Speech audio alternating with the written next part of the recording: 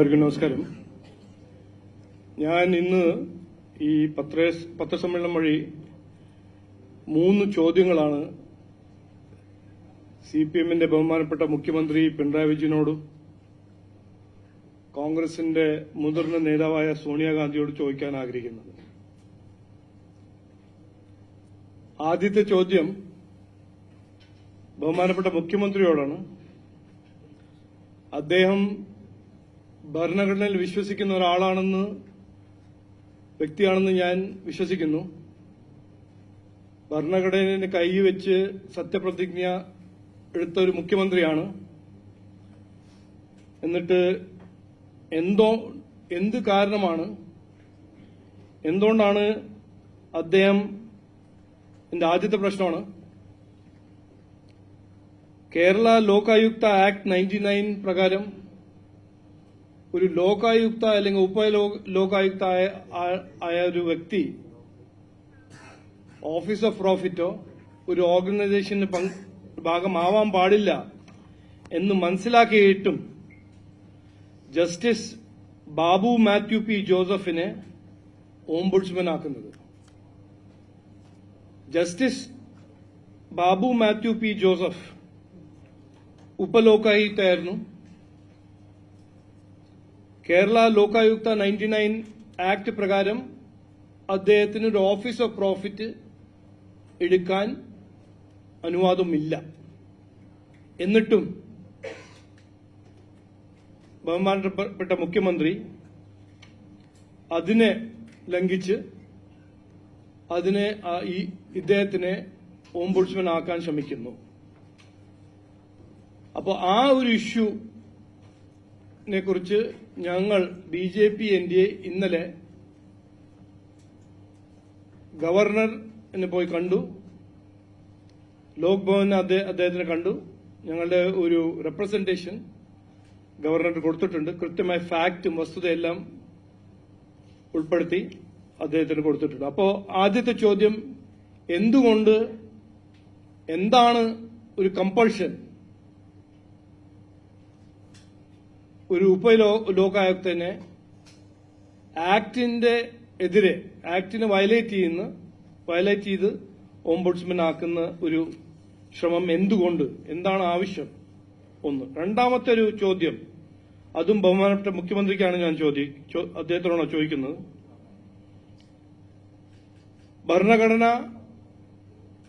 ഭരണഘടനയുടെ മേൽ ഞങ്ങൾക്ക് പറഞ്ഞല്ലേ, സത്യപ്രതിജ്ഞ എടുത്ത ഒരു ബഹുമാനപ്പെട്ട മുഖ്യമന്ത്രി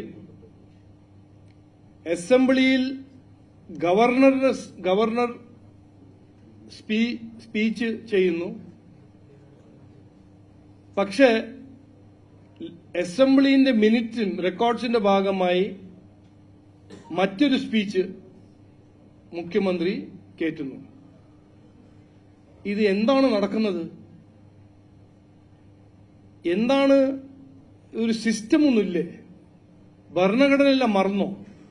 ഗവർണർ അവിടെ സംസാരിക്കുന്ന കാര്യങ്ങളല്ല ലെജിസ്ലേറ്റീവ് അസംബ്ലിന്റെ റെക്കോർഡിൽ കയറ്റേണ്ടത്. ഇത് എന്തും ചെയ്യാനൊരു രീതി എവിടുന്നാണ് ബഹുമാനപ്പെട്ട മുഖ്യമന്ത്രി ഇത് പഠിക്കുന്നത്? ഏത് അസംബ്ലിയിലാണെങ്കിലും ഗവർണർ പറയുന്ന അദ്ദേഹത്തിന്റെ സ്പീച്ചല്ലേ റെക്കോർഡിൽ പോകേണ്ടത്. അതെല്ലാം മാറ്റി സർക്കാരിന് വേണ്ടപ്പെട്ട ഒരു പാരഗ്രാഫ് അതിൽ കയറ്റി അത് അസംബ്ലിന്റെ റെക്കോർഡാക്കുന്ന രീതി തെറ്റാണ്. അത് എന്തുകൊണ്ടാണ് ചെയ്യുന്നത്?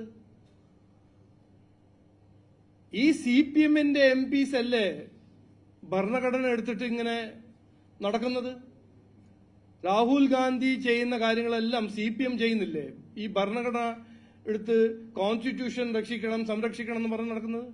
പിന്നെ ഒരു ബേസിക് ഇഷ്യൂ, ഭരണഘടനയിൽ ഒരു ബേസിക് ഇഷ്യൂ, ഗവർണർ അസംബ്ലി പ്രിസൈഡ് ചെയ്യുമ്പോൾ ഗവർണറുടെ സ്പീച്ച് എംഎൻഡി എന്ന ഒരു പ്രാക്ടീസ് ആദ്യമായിട്ടാണ് ഈ നാട്ടിൽ, ഇന്ത്യയിൽ നടക്കുന്നത്. അപ്പോൾ അത് എന്തുകൊണ്ട്? അത് രണ്ടാമത്തെ ചോദ്യം. മൂന്നാമത്തെ ചോദ്യം കോൺഗ്രസിനോടാണ്.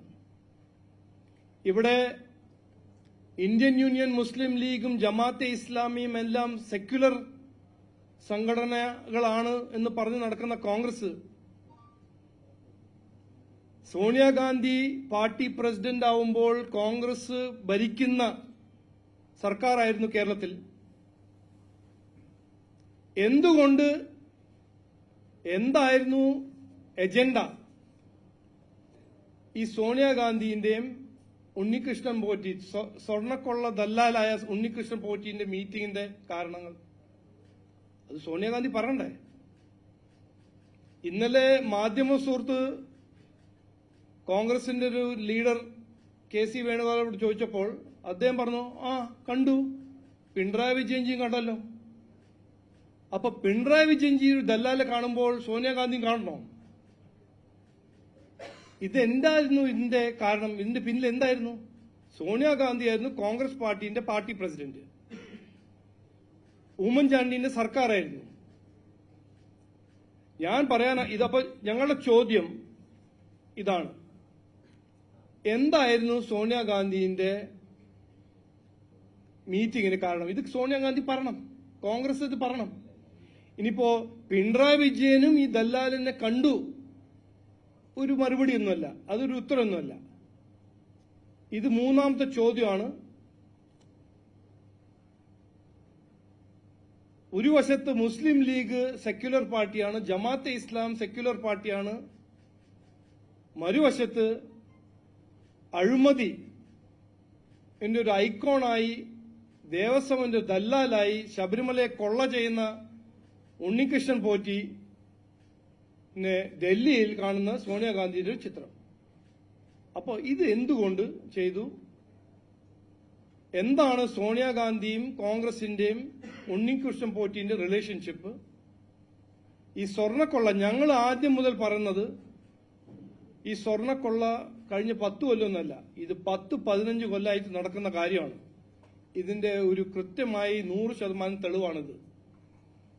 ഈ ഉണ്ണികൃഷ്ണൻ പോറ്റിനെ പ്രോത്സാഹിച്ചത് പിണറായി വിജയനും മാത്രമല്ല, കോൺഗ്രസിന്റെ മുതിർന്ന നേതാവായ സോണിയാഗാന്ധി ആണെന്ന് ഞങ്ങൾ ഇന്ന് പറയാൻ ആഗ്രഹിക്കുന്നു.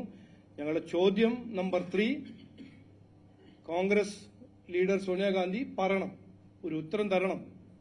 എന്തുകൊണ്ട്, എന്തായിരുന്നു എജൻഡ? ഉണ്ണികൃഷ്ണൻ പോറ്റിന്റെ റിലേഷൻഷിപ്പ് എന്താണെന്ന് കൃത്യമായി ഒരു മറുപടി തരണം. ജനങ്ങളുടെ ആവശ്യമാണ് എന്ന് പറയാൻ ആഗ്രഹിക്കുന്നു. വേറൊന്നുമില്ല. Thank you.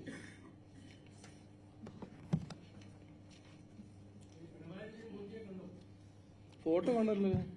അല്ല, അത് കെ.സി. വേണുഗോപാലല്ലേ പറഞ്ഞത് ഇന്നലെ? അല്ല, അതെനിക്കറിയില്ല. കെ.സി. വേണുഗോപാലിനോട് ഞാൻ അതൊന്നും പറഞ്ഞല്ലോ. ഇന്നലെ മാധ്യമ സുഹൃത്ത് കെ.സി. വേണുഗോപാലിനോട് സോണിയാഗാന്ധിനെ കുറിച്ച് ചോദിച്ചപ്പോൾ മീറ്റ് ചെയ്തില്ല എന്ന് പറഞ്ഞില്ല, പിണറായി വിജയനും മീറ്റ് ചെയ്തു എന്നല്ല പറഞ്ഞത്. അത് ഞാൻ ഇവിടെ പറയുന്നു. അതെ, എന്റെ ചോദ്യം അതല്ല, പിണറായി വിജയന്റെ എതിരല്ല. എന്റെ ചോദ്യം ഇതാണ്, എന്തുകൊണ്ട്, എന്തായിരുന്നു എജൻഡ?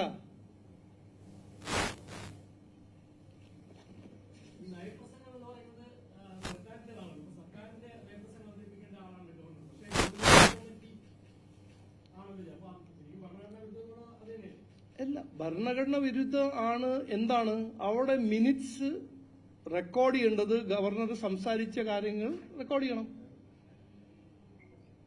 അങ്ങനെ ഒരു സ്പീച്ച് കൊടുത്തു, ഗവർണർ അത് മാറ്റി, അതിന് വേറൊരു ഒരു റെസ്പോൺസാണ്. പക്ഷേ ഗവർണർ അസംബ്ലിയിൽ വന്ന് സംസാരിക്കുമ്പോൾ ഗവർണർ പറഞ്ഞ കാര്യങ്ങളാണ് അസംബ്ലിന്റെ റെക്കോർഡിൽ പോകേണ്ടത്. അതല്ലാണ്ട് അത് ഞങ്ങൾ തീരുമാനിക്കും ഗവർണറിന്റെ എന്താണ് റെക്കോർഡിൽ പോകേണ്ടത്. അത് ഭരണഘടനയുടെ വിരുദ്ധമാണെന്ന് ഇവിടെ ഒരു കോൺസ്റ്റിറ്റ്യൂഷൻ ലോയറിന് ചോദിക്കേണ്ട ആവശ്യമില്ല. ഒരു ലോ സ്റ്റുഡന്റിനോട് ചോദിച്ചാൽ അതാണ് കൃത്യമായ മറുപടി പറയാൻ വന്നത്. അത് ഞങ്ങളുടെ അഭിപ്രായമാണ്. ഇല്ല, പറ്റില്ല. അത് മാറ്റിയില്ലേ അവര്? അതല്ലേ സർക്കാർ പറഞ്ഞു.